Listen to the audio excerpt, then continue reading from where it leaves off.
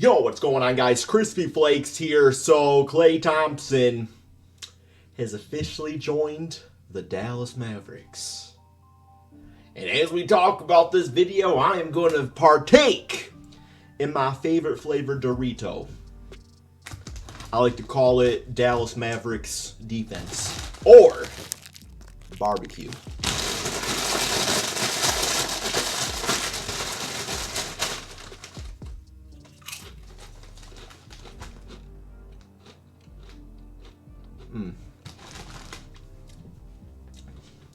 Okay, so jokes aside, this is an offensively elite move for the Dallas Mavericks. They bring in Klay Thompson. Yeah, they got to give up Josh Green to do so. I liked Josh Green a lot, but Klay Thompson is one of the greatest shooters of all time. You might even say that he is the second greatest shooter in NBA history. Now, funnily enough, he's actually going to a worse offensive situation. I know, right? That's crazy to say, but, you know, like Luka is great at point guard, but Curry is the best shooting guard of all time. Best shooting point guard of all time. So in theory, that means he went to a worse situation. No, I'm just joking, man. But okay. So I have so much to say about this. I really don't even know where to start. I guess what we'll first do here is we'll kind of pull up the Mavericks offseason kind of in a nutshell here, bro. I'm just joking, bro. We're not having no nuts. Just Doritos, man. So yeah, out Tim Hardaway Jr. to my Detroit Pistons. Out Derrick Jones Jr. to the... Was it the Clippers? Josh Green out. So, you know, lost some score, some athleticism there. But what you got back is phenomenal, man. Klay Thompson, which we're going to talk more about him, obviously, man. Quentin Grimes, 3-and-D, 24. I mean, essentially your new Josh Green. Quentin Grimes is fantastic, I think. I only saw him play 6 games in Detroit, and he was injured for every single one of them, man. And then Najee Marshall, who, I'm jealous as a Pistons fan. I wanted this dude so much. To the point where I know, okay, so this might come off as sketchy, but what would be your thoughts of putting Klay Thompson as the 6th man? Because I'm just saying, man, okay? We're kind of in positionless basketball now. So, in theory, positional theory, and from, you know, actual defensive matchups, you're looking at Luka at point guard, Kyrie at the 2, Klay at the 3, PJ at the 4, and Lively at the 5. Now, the front court, you know, with PJ and Lively, that's pretty good. Lively still has to learn not to foul so much, but, yeah, pretty solid there. PJ Washington, 3-and-D. What do you do with that? What do you do defensively, man? With the big 3, you know? Like, Luka, his whole thing was getting trolled in the playoffs for his lack of defense.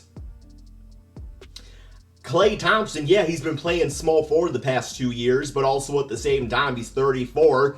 He's had multiple ACL tears, and he's just not the same defensive player he once was. You know? And also, let me keep the same energy, because like I said, man, I'm not gonna switch up, okay? You got all these people out here saying, oh, Klay Thompson, like I heard you all saying 0 for 10. You can't just be switching your mind all of a sudden, right? Like, keep the same energy. I mean, it's fine. I just don't think it's all chalked up to what everybody thinks it's gonna be, man. I think that at this point in Klay's career, they got themselves maybe prime Marco Bellinelli. That's not a bad thing. Let's go ahead, man. Let's fact check that, okay? So Klay Thompson, what's his nickname? It's a Big Smokey. Killer Klay, Game 6 Klay. 0 for 10 Klay. The electrician, sea captain. But okay, man. So what the man do this previous season? Well, let's put it up here. Here we go. Previous season, played 77 games, started 63 of them, averaged 17.9 points. 2.3 assists, and 3.3 rebounds per game. In the playoffs,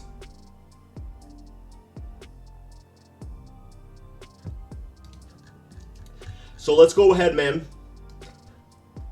Okay, remember these numbers. 18, 3, and 2. Marco Bellinelli, best season in the NBA. Let's check out his best season, man. Best season, 14 points. All right. So he's Marco Bellinelli with a few more, shots under his belt is probably the best I can probably say here, man. Playoffs? I'm just joking. This is back in the dang 1900s, man. Okay, I hate when this little bar thing gets to this right here, man. I hate when that happens. I'm so sorry. Believe it or not, I'm not actually on the website. Not here. It's like some Blue's Clues situation, bro. But okay. So yeah, Klay Thompson fits instantly there. Let's go ahead take a look at Quentin Grimes too, man. Quentin Grimes, because might as well let's check out everybody.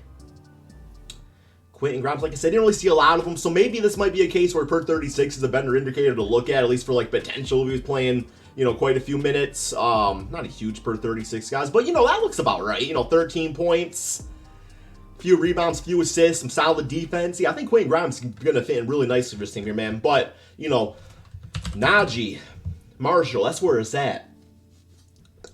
I low-key want this dude starting, man. I love this signing so much for the squad. I think he's perfect. 7 points, 4 rebounds, 2 assists, about a steal a game. Let's go with this per 36. Yeah, 13.7 rebounds, 4 assists, a steal. Really good on-ball defender. 39% from 3. Think Reggie Bullock meets Andre Roberson,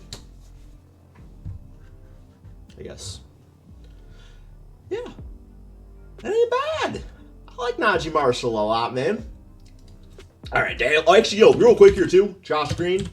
Let's see who's going. What's going on there, man? Where the Charlotte Hornets getting a solid 6'5", 200-pound person that plays basketball. Well, that's more than about half that Charlotte Hornets team does play basketball. So he's already got that himself going with that. So it was really the playoffs that he started turning. Well, allegedly started. I thought he was doing good in the playoffs, man. 5 points. I think he had a good series, right? Maybe a good game. 8 points, 9 points here. Can run in transition. 3-point shot. Really solid. I like him a lot, man. I don't got no problem with Josh Green. I think he's going to help out the Charlotte Hornets quite a bit when it comes to the game of basketball. But, man, is this everything it's chalked up to be? Or are we just blowing smoke because of the name? I can't really tell. Who did they have last season? Who was on the Mavericks last season, man? That's what I need to see. Dallas Mavericks. Because Tim Hardaway averaged 14 points. He's no longer on the team, so you got Klay 17, so that's plus 3 right there. You got PJ and Daniel for a full season. I love both those dudes. Both really solid players. Derek Lively, another year in his prime. You lost Derrick Jones. That was 9 points, 3 rebounds, 2 assists. 1 assist, I'm sorry. Lost Josh Green. 8 points right there, man. Team lost a lot of athleticism. A lot of scoring. And they kind of went in the direction of, catch and shoot. These are all catch and shoot players. Little athleticism from Quentin. Najee, I'm not so sure about. Huh. Don't see a problem with what they replaced with Josh Green. Sucks to lose. Super team they have no excuse. I would not call this a super team. This is a really good team, but it's not a super team, man.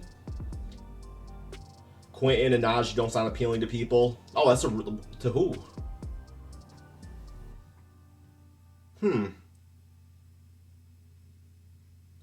Mavs fans should be more excited. Tim Hardaway is gone than Klay coming in. Leave us alone in Detroit, bitch ass. Sorry. All right, man.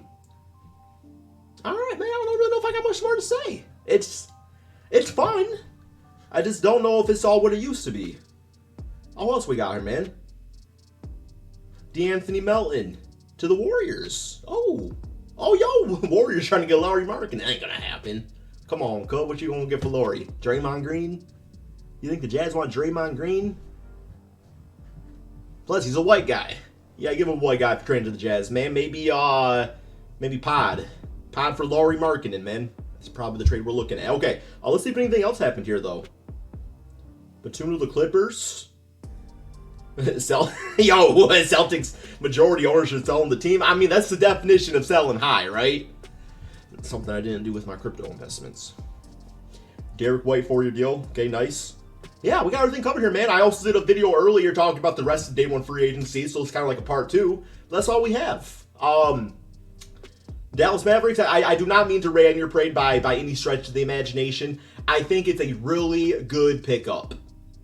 I do not think you guys are a super team because of this. And I think that's important to note. Because if you go into the season with super team confidence and ego and expectations, you're going to be let down. Now, you should go into the season with expectations that this is a top 4 seed in the Western Conference and, barring injuries and, Quentin Grimes taking a good step and Najee fit into the system and, Klay Thompson being able to play a lick of defense, you're looking at, a team that can win a championship, and I think that's a good goal to have. But just keep expectations in check. Don't act like you already won it. Go into the season hungry. It's not barbecue Dorito hungry. Crispy. Sweet. Hangy, give me a sponsorship. That's really good. I'm gonna get my girlfriend's pregnancy cravings like crazy, man. What'd I eat the other day? I don't even know. Last night, I woke up at dang it might have been midnight, man. I was making some crab rangoon in the air fryer. That's all we got for this video. Last minute was not that important.